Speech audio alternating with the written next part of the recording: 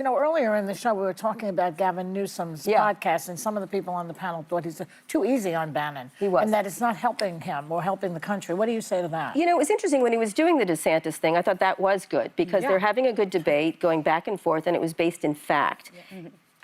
I texted him about that. I'm like, what are you doing? And I used other words, but it wasn't challenging people who are actually famously trollish and say lies and things like that. If you don't push back on lies, they exist. And it's not the platforming, because I don't believe in that. I think you should be talking to everybody, including Steve Bannon. It's very powerful.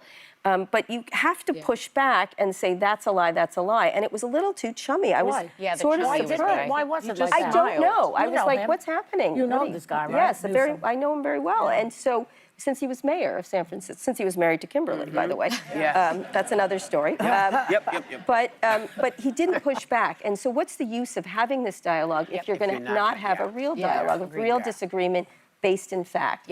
But with Bannon, why did he not make sense? Let's ask you a question, I'm not sure, because I think it's because he politically wants to have MAGA on his side a little bit. I think when he goes to run, they won't attack him as much or things like that. And so... there's lots of reasons why you I do want to ask one more thing, DOGE. There's so much mystery shroud. We're calling it doggy. Doggy. There's so much mystery around doggy. it. Good doggy. No. We see these mattresses Not being... good doggy. No, good doggy. We see mattresses being brought in, these young staffers who have no experience in government. Elon seems to be kind of using this tech Silicon Valley startup mindset and how he's running it. Does that translate to D.C.? No, and it doesn't translate to Silicon Valley. It's so dramatic.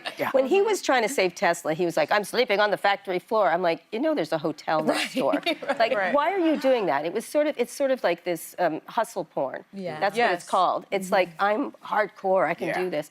And they do that in order to be performative. It does nothing to figure out what works in government and what doesn't. And as it's turned out, he's not found that much fraud yet. No. And everything he puts up, he has to take down. Again, based in fact. Like David Fahrenthold from the New York Times now just keeps putting up, this is wrong, this is wrong, this is wrong.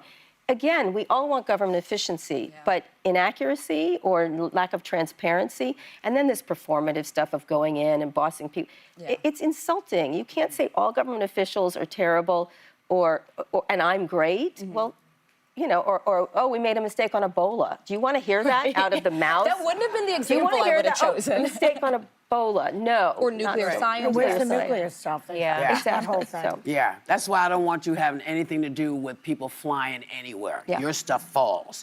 Our thanks to Kara Swisher. Burn Book, a tech love story, is out now in paperback. You can scan the QR code on your screen to buy a copy, and you can find Kara's podcast on and Pivot, wherever you listen to podcasts. And she'll be joining Alyssa and Brian later on the Behind the Table podcast. So actually, Kara Swisher's Behind is going to be on the Behind the Table podcast.